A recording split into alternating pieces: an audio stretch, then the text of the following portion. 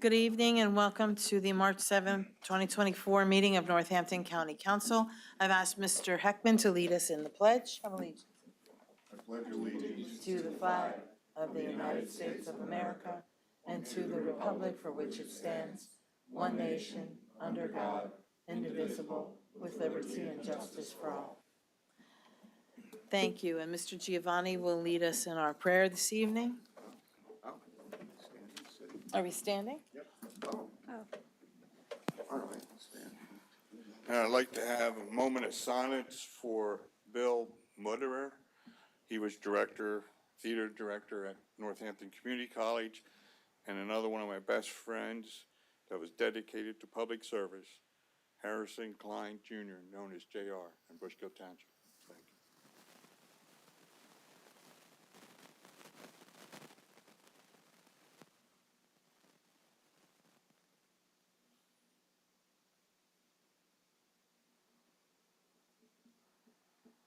you.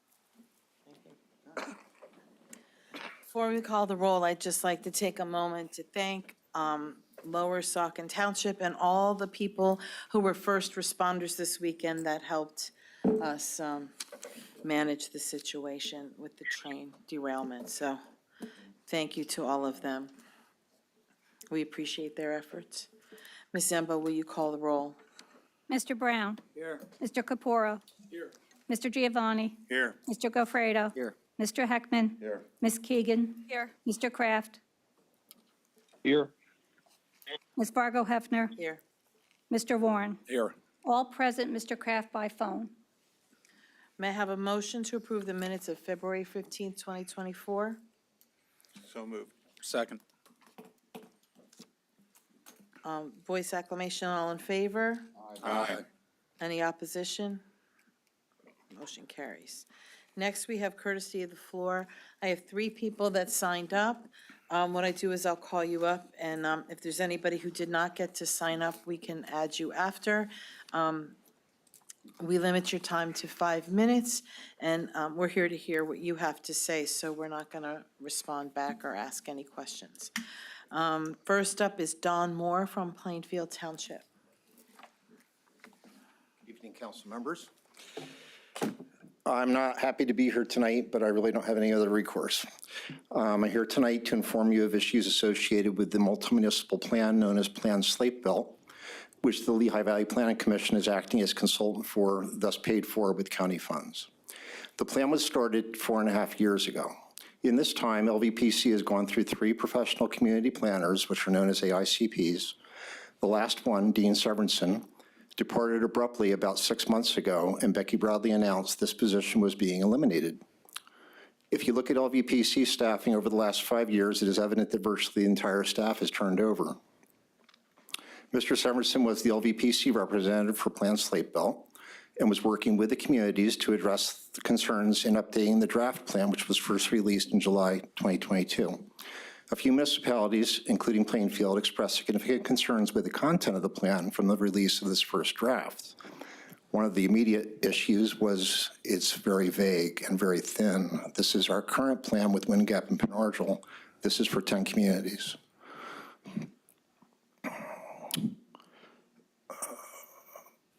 A few months earlier, when the draft land use plan was first released, Plainfield had expressed concerns and met with LVPC to discuss them. To date, Plainfield's principal concern with the land use plan has not been addressed, despite a pledge by Becky Bradley in February 2023 at a meeting between LVPC and Plainfield that the specific change Plainfield requested would be made. There has been a modification, but not the one that Ms. Bradley pledged to make. Mr. Severinsen understood Plainfield's concerns, and through the month of his departure, his statements at monthly steering committee meetings showed that he was trying to make changes that would satisfy our concerns.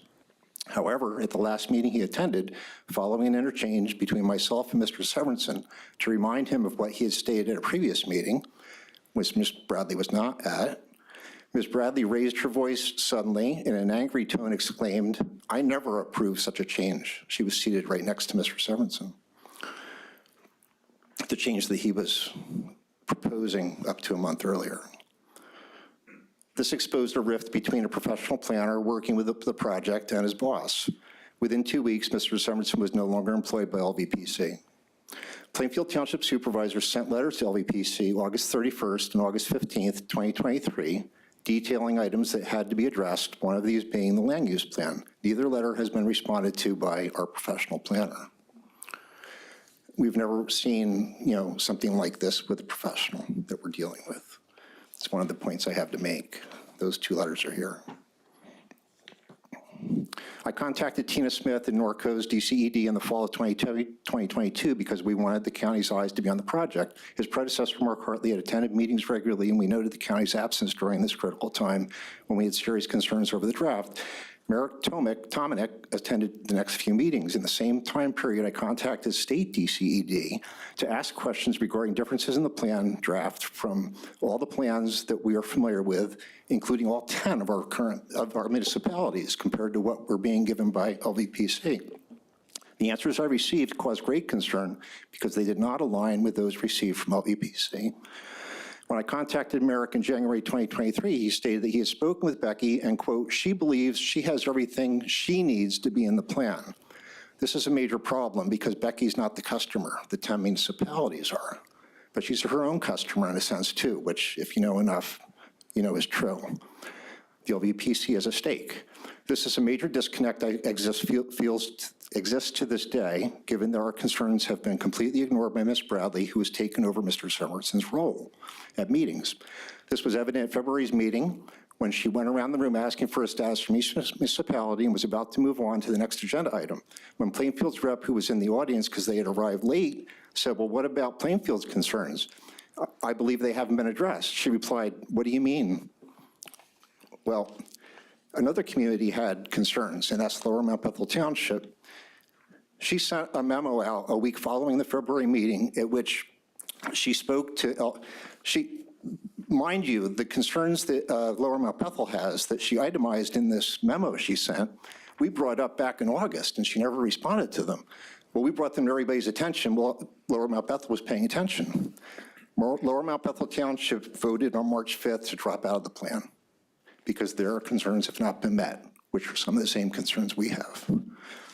There's a lot of dollars at stake here. Over $100,000 has been put in this thing, and a lot more money is going to be needed. Interestingly, LVPC has not updated their online agenda. They've known for 3 days that Lower Mount Bethel pulled out. Their agenda was never updated to show this very important thing that's going to be discussed tonight. There's a meeting tonight where I'd normally be at 7 o'clock. We hired a consultant, Gilmore and Associates, to review the draft. They found it to be very vague and lacking. And I think it's a darn shame because, as Mr. Heckman, I don't know about the others, has municipal experience, I believe, from things you stated about zoning, your knowledge. I don't want something that's going to sit on the shelf and never be used.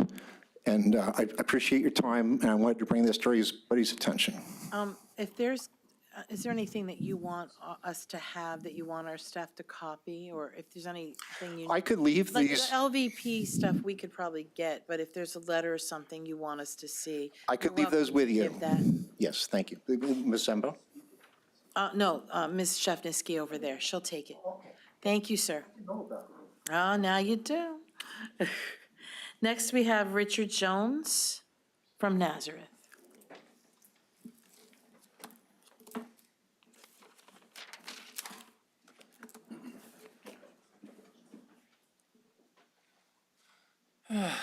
Yeah, mine's more or less a question. You have people out there that are taking prescription medicines that are injectable. I would like to see a safe way of disposing of the syringes.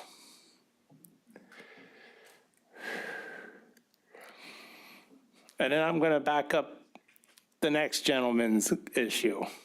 He's a fire police captain, and they have a job to do, and they're catching flack from the 911 center because they're tying up the emergency and the EM and the operations channels. I'll let him give the rest of the details.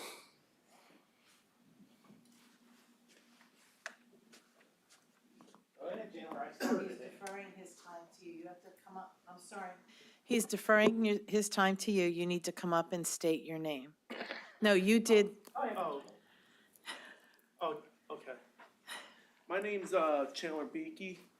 I'm not much of a mic person, so I'm just letting everybody know that. But my issue is, when we get out on scene, when we're out on scene at a fire call, and we have when we have multiple fire police coming in to scene, and I actually heard rumors that the 911 center is upgrading the codes from the 500 meg to the 800 meg. What Lehigh County Center, what Lehigh County Dispatch Center has is they have a fire police communications channel, Fire Police North and South. Pretty much what I'm asking, what I'm asking the county council to overlook and the county executive, if there's a way we can have a communications channel just for fire police alone. I mean the fire and EMS channels, they can stay. They can stay. They can. What I'm saying is the fire and EMS channels can, like anytime fire police from around the municipalities jump on, or the fire and EMS channels, the fire police always catch flack for it, for tying up the fire and EMS communications channel.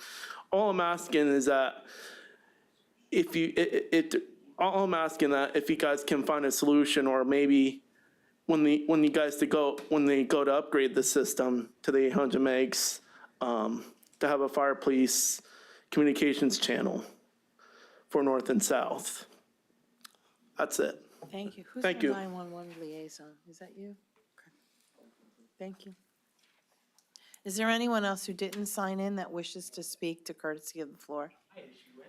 Sir, come up and say your name and where you're from. Thank you, and thank you all members of council for hearing me out this evening. My name is Jeffrey R. Zettelmoyer. I live at 1304 East 6th Street in Bethlehem, Pennsylvania, 18015. You are being distributed my comments for tonight's meeting. I would like to ask each and every one of you to consider housing in this Lehigh Valley, because it's becoming an elephant in the room for various municipalities as well as the county as well. So I think council ought to really be taking a serious look at it. I do apologize for the lateness of getting this to you, but I was just informed today that you would be discussing some of these issues in your new business. So I will remain for new business in case you need to call upon me to answer any and all questions regarding housing. What is affordable housing? You ask 3 different people, you get 3 different answers. I've been in housing for 40 years in my life, starting as a fair housing officer in the city of Bethlehem in 1980. And I have never divorced myself from that work, whether it be for-profit or non-for-profit. And I would like to just say that there are a lot of things happening out in the housing market these days that have a very big impact in your livability in this Northampton County. The reason I'm here, you can see in the paper, is that right now, and I've even noticed it elsewhere throughout the Lehigh Valley, that large-scale developers are taking their money off of the market and buying mobile or pre-manufactured homes. I believe this is serious because when I was in Moore Township, there were 19 different mobile home parks. And now they're all being bought by large developers, and then they raise the rents 3 times what the people are paying right now. And forget about the utilities. That's another one they'll raise shortly. So I would humbly beseech you to take a look at housing in this Lehigh Valley, because every time I go up to Slatington, all I see is a stream of cars coming down one road here in Northampton County, because people are living up there. They can't afford to live in the cities in the apartments that go for $2,100 or $2,200 a month rent. So they go up county to live a little cheaper, a little less expensive, and they put the pencil to the paper and find out it's cheaper to drive their cars into the warehouses that are down here in Bethlehem and the surrounding areas. I think you folks are probably aware of the warehousing explosion, but it is very much has pushed people in low and moderate income rental situations out of the market. And I would hope that you can address that, and I will wait for new business in case you have any other questions of my 40 years of experience. You can see I have worked in zoning and planning throughout the whole Northampton County area as a part of my attachment. Thank you. Thank you, sir. Is there anyone else that wishes to speak to courtesy of the floor? I think I'm going to speak.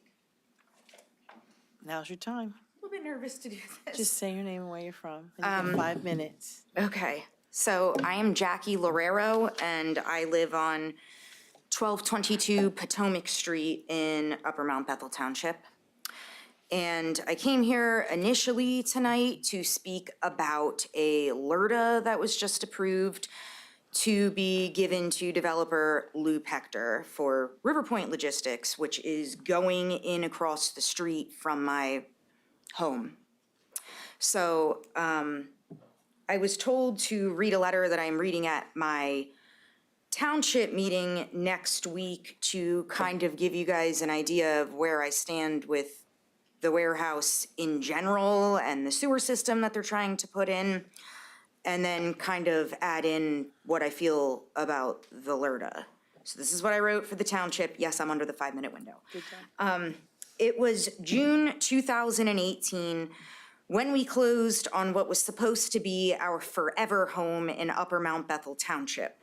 I will never forget the feeling of waddling my 9-month pregnant self up the long driveway and soaking in the rural character of our new township. There were no horns beeping. It didn't take me 14 minutes just to turn off my street, and my neighbors were no longer so close to me that they could hear me sneeze. It was everything that Palmer Township was not, and that is precisely why we fell in love with this township so fiercely and quickly. However, it was not long before we got word that an insane amount of land just across the street from us was just purchased. Prior to making such a huge commitment as buying a home, we made sure that we read and understood the entirety of our township zoning code.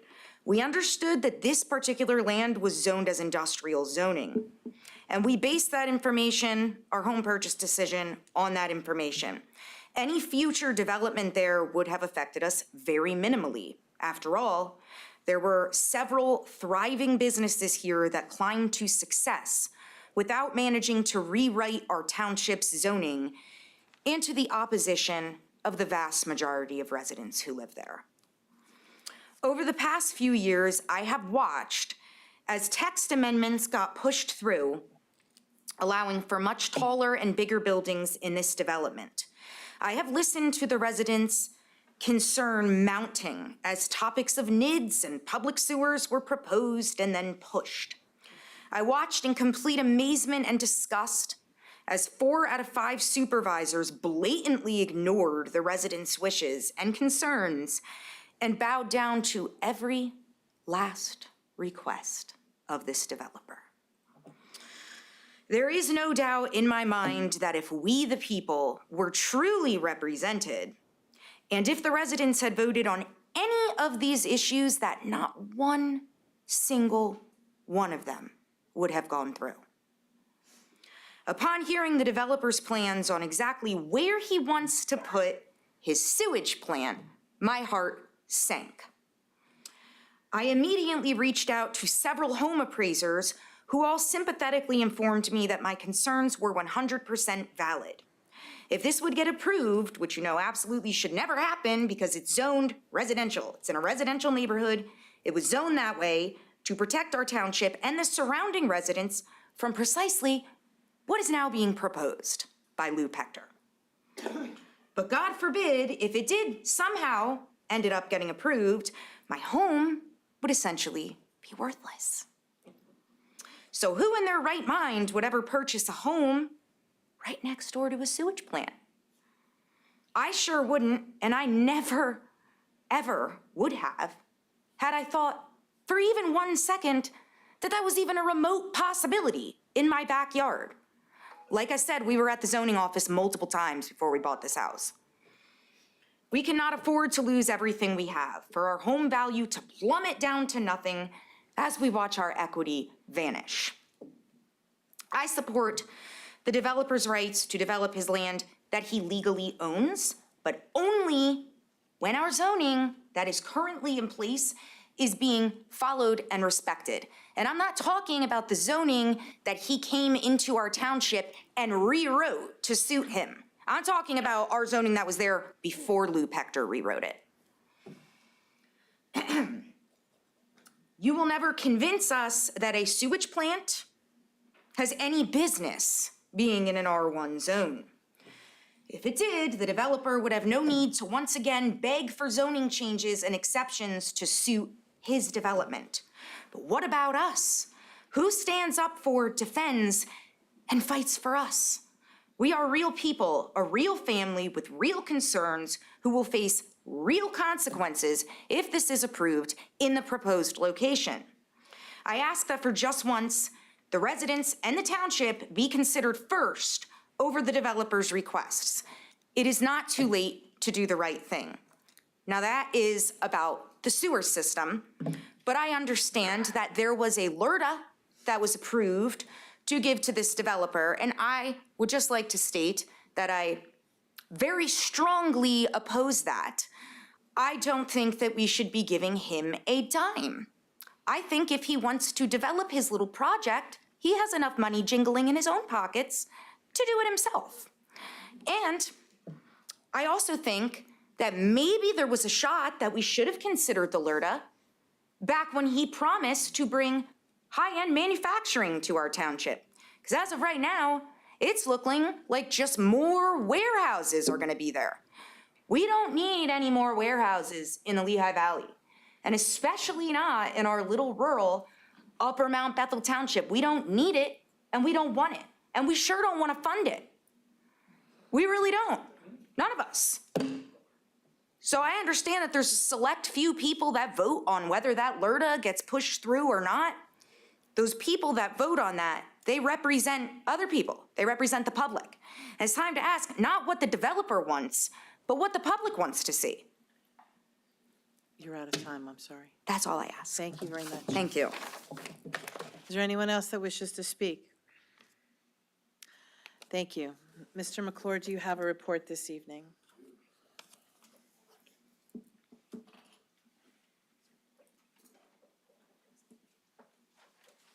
Good evening, council. So wonderful to see you all here this evening. Saturday morning, my wife, who's a magisterial district judge, was on call and was getting ready to do some cases from overnight, and she heard a boom. And she said, "What was that?" And I said, "Oh, maybe that was thunder." And then we heard boom, boom, boom, and I felt the house shake a little bit. And I said, "Oh, honey, I think that was a train derailment, and we'll probably be hearing from Todd Weaver soon." And Todd called, and the initial reports were that there were no injuries, that there was no hazardous material spilled.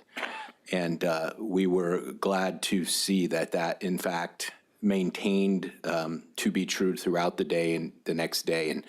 And we're very fortunate that the tankers that were derailed were empty.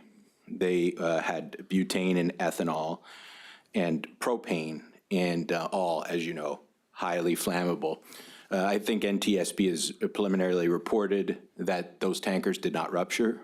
So also good news to know that it's hard for those things to rupture. Bad news is part of the engine went into the Lehigh, and about 50 gallons of diesel fuel leaked into the Lehigh River, which is unacceptable to us, I know. The good news with respect to that aspect of it is those engines carry 5,500 gallons of diesel fuel. So the spill could have been much worse. The response, and I want to read a list of the agencies that responded. The Pennsylvania Department of Environmental Protection, the Pennsylvania Fish Commission, the Northampton County Emergency Management Agency, the Lower Saucon Fire and Rescue Company, the Bethlehem Township Volunteer Fire Company, Freemansburg, Dewey Fire, and EMS and Lehigh County Special Ops Team were some of the responding agencies. And I want to, from the bottom of my heart, thank them for the excellent work that they did, specifically quickly containing the spill of the diesel fuel by the implementation of the booms around the engine that was partially in the Lehigh River.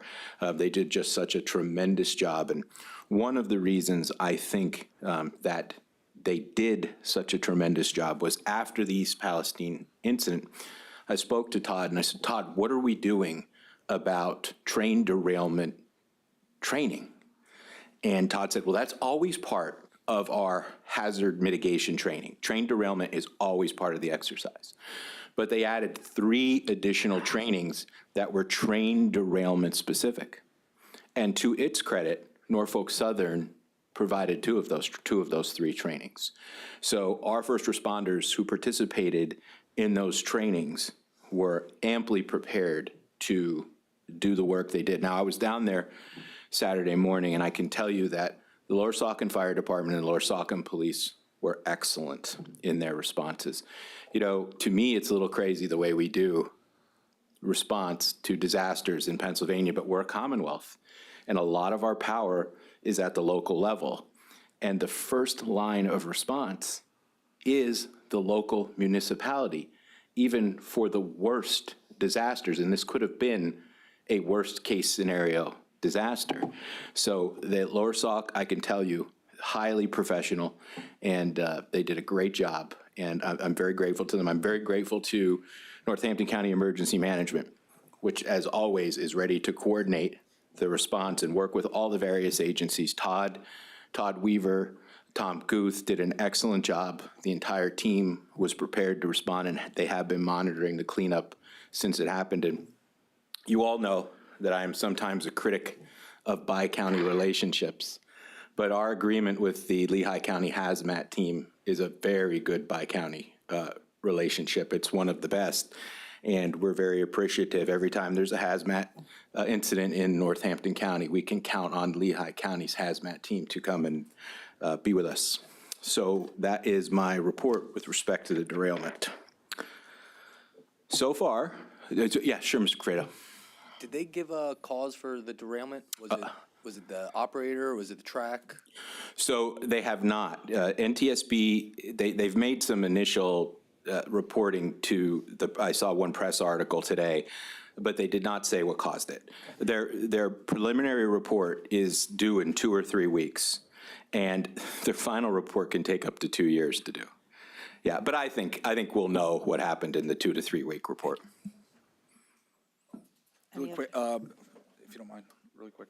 From an air quality issue standpoint, do we know if PADEP is embarking on anything, or I'm not even sure if it would be DEP that would be overseeing any air quality? So air monitoring was done immediately to ascertain whether it would be necessary to evacuate anyone. Okay. And no evacuations were ever contemplated because the air monitoring was always normal.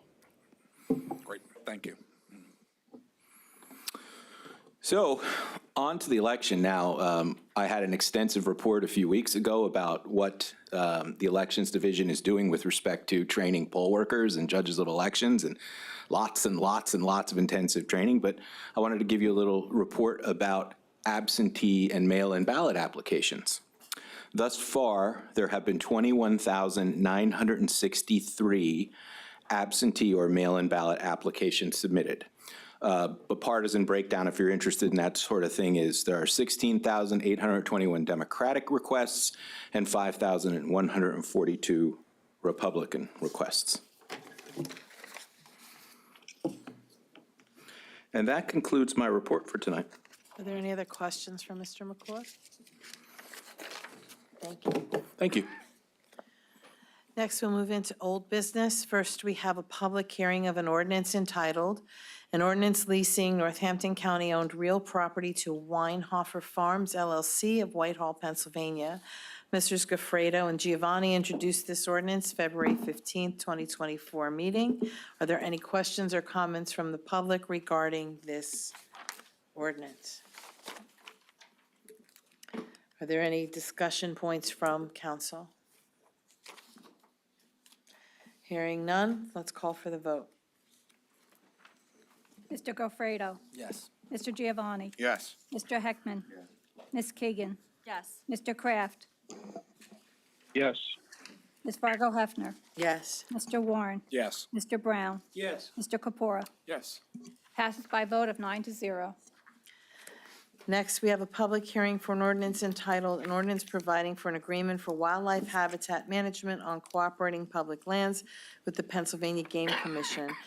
Myself and Mr. Brown introduced this ordinance at the February 15th, 2024 meeting. Are there any questions or comments from the public? Are there any questions or comments from council? Mr. Cope is here, Mr. Amelia is here, if we have questions.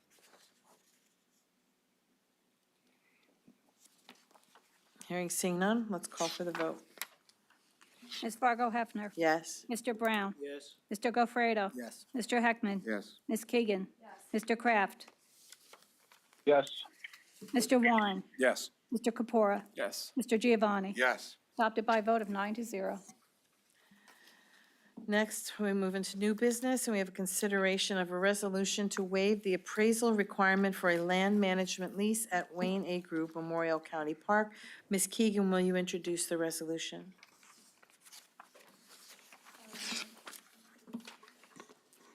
Okay, it's a resolution whereas Northampton County Administrative Code, Section 13.14B provides that the county shall not purchase, sell, or lease real estate without first obtaining sealed appraisals from 2 professional real estate appraisers.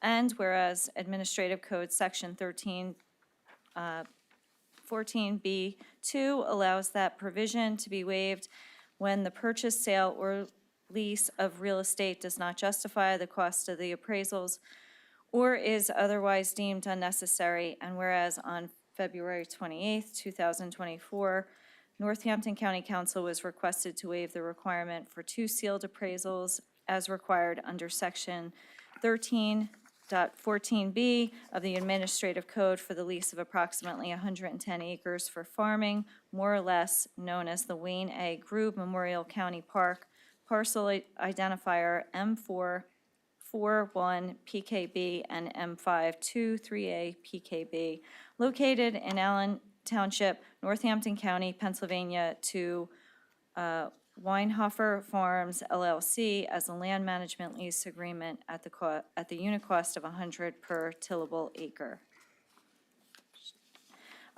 Now therefore be it resolved by the Northampton County Council that the requirement for 2 sealed appraisals as required under Section 13.14B2 of the Administrative Code be waived for the county's lease of the approximately 110 acres for farming known as the Wayne A. Group Memorial County Park, parcel identifier M441 PKB and M523A PKB, located in Allen Township, Pennsylvania. Do we have discussion on this? I have a question. Yes. Why are we wanting to waive this requirement?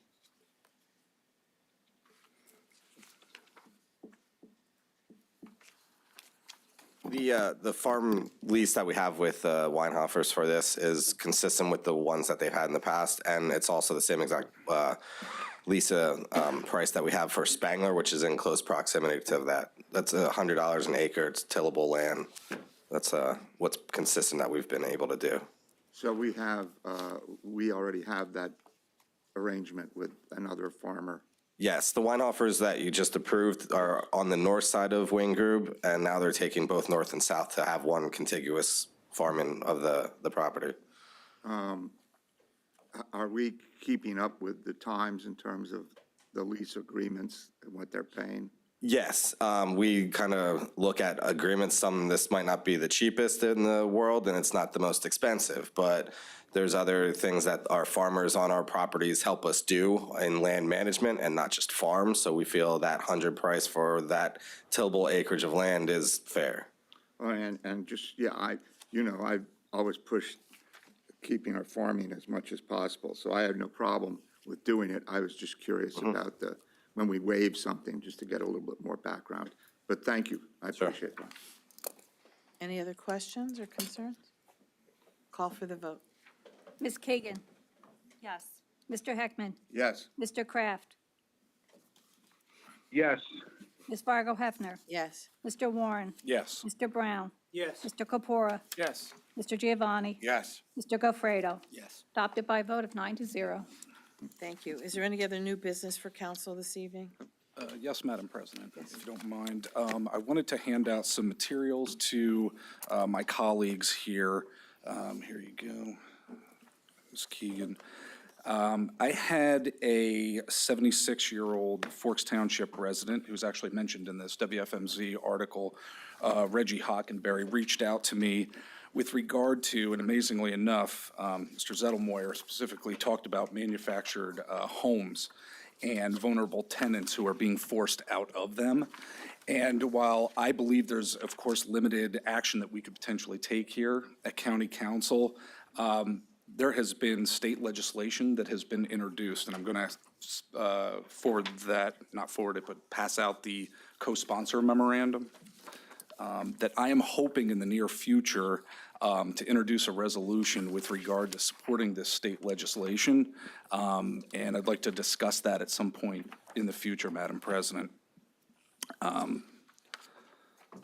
This legislation would place caps on manufactured home lot fees. There are many manufactured home parks throughout Northampton County where those residents, of course, they do not pay property taxes, but they pay lot fees, and some of them are having to leave their homes simply because they cannot afford the increased fees by the developers or the owners of the land themselves. I know this all too well because my mother went through a similar situation years ago when she lived in Scott's Mobile Home Park outside of Bath.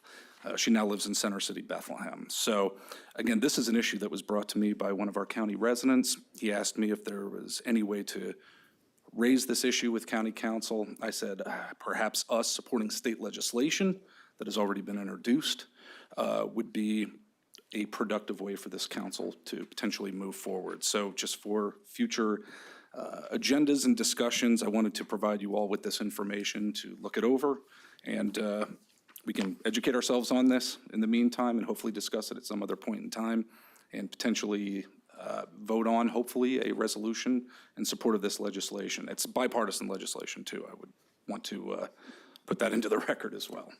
Okay, thank you. Thank you. Could I ask a question? Yes. Will we get, can you get us a copy of that then, the actual legislation itself? Oh, of course, yeah. I wanted to give you the co-sponsor No, memorandum that's that fine. was passed around. You're right. I mean, I don't know, is this, there was a place up near, on 512, near Wind Gap.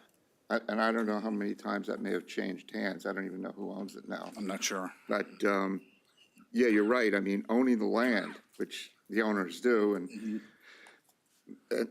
you own your home, but they can tell you own the to home. get out. And consistently increasing these lot fees by hundreds of dollars at Well, times. my understanding is too, that what's happening is some of the owners of the land, if it gets close to an area where there's been land costs have gone up and there's development, that they actually don't want to even have anybody renting. They'll do it in a way where they kick the people out and get rid of them. And then they're looking to sell the acreage to a developer. Now, I don't know how accurate I am on that, but it would be interesting to hear, the people that are studying this at the state, because that has been a problem. And I know it's their land, so they can, if they want to sell it, they're going to sell it, and they're going to can kick people off. But yeah, I don't think a lot of people, because we don't have as many as we used to when I was a kid, but a lot of people don't understand sometimes that they own their property in the sense of they own their home,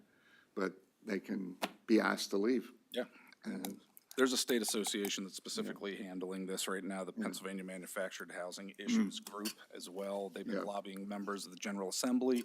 And again, as I told this particular resident, there's really not much from a policy perspective county council can really do here. We can't set a cap on these lot fees. However, what we could do is send a strong message that we support this legislation, and we hope that our state legislators here in Northampton County, the state Senate, and the state House would not only co-sponsor, but strongly support them getting this done out in Harrisburg.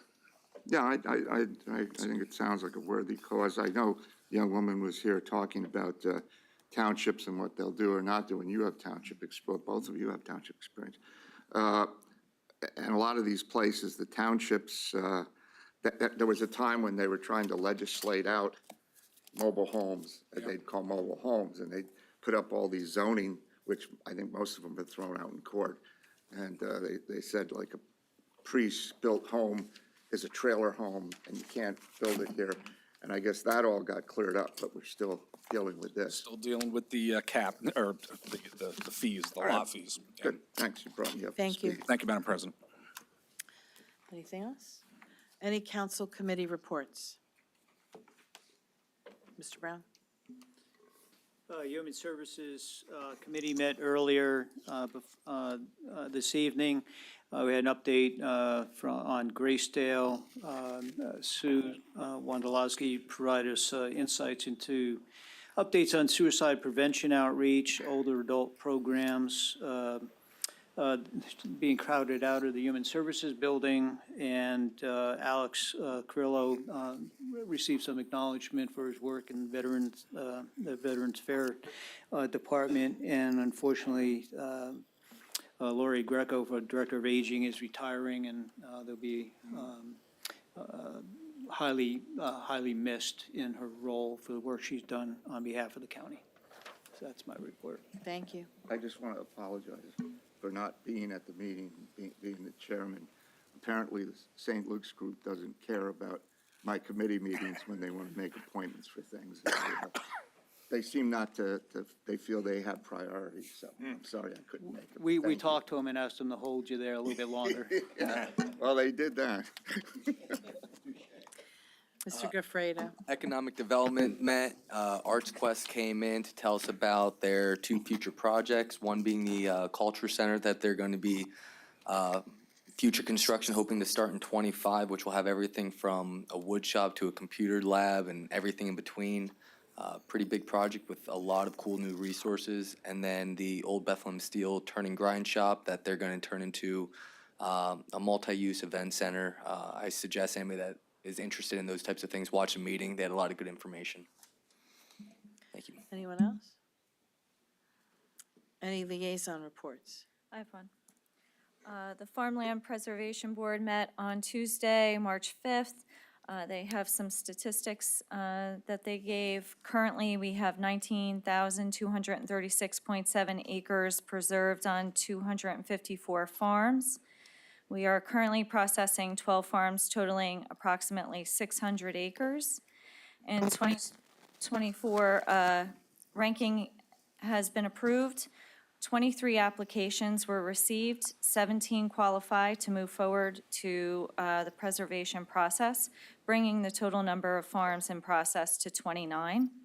And the funding for 2024 consists of the committed county funds of $1,008,048, state funds of $2,300,071, and that's a total funding allocation of $3,408,000 plus. Thank you. Any other liaisons? Mr. Giovanni and I attended the Spring CCAP conference, and I had a couple of notes. Do you have anything you want to report before I? No, I'm good. Mr. Giovanni is now a member of our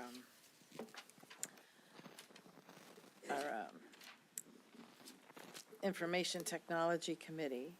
Get us some money. Well, Tried. all right, here we go. I just wanted to remind you, at every time we're discussing our priorities, but resolutions are due for the spring, so if you put a resolution forward, you could talk to me or Tom, and we could put you in touch with people. We vote on those at the summer conference. Everybody was talking about our priorities, and I think that, can we get a resolution to adopt those, because we didn't do that this year? Key focus areas across the state are the same as ours. Election issues, although I would say that, in spite of any blips we had with our election last year, again, I come back always feeling okay about Northampton County, because I don't feel that people are being threatened the way they are across the state. So I feel like that we're good. And then we came home to the election commission meeting to hear all the changes that were put in place, so that's good. We also met someone from Homeland Security who's particularly dedicated to serving Northampton County, and I have that contact information for Mr. McClure and for Mr. Kameni, that they can reach out to him. Juvenile center crisis is huge across the state. 6 centers for 67 counties. People are pushing their kids out of state at enormous costs. So we spoke a lot about that. And this also ties into the complex cases across the state where they need extra money for monitoring. You should have all received a copy of that updated report last week. District 6, which is our district, is planning to have a live event in May, which we're different places are bidding to host, and I think we'll be discussing one of those key priorities. So I hope you'll all be able to attend. I'm trying to think if there's anything else. Go ahead. I was put on the broadband task force, Oh, too. yes, you were. And anybody else who has an interest in serving on any, take a look at the committees, and if you have an interest, let me know, or you could reach out to the department themselves, and they'd be happy to take volunteers in any area of expertise. And, the governor was there for lunch, Secretary of State and the state police commissioner were there to talk about election safety, so it was your pretty standard fare. No ice cream was had by these council members. Ice cream I eat is always de minimis. There was no ice cream given, and that's my report. Council clerk's report, Nothing. solicitor's report. Nothing. May I have a motion to adjourn? Motion. Second. All in favor? Aye. What time is speech tonight, 8 or 9? I forgot, 9, okay, good. Aye. Yeah.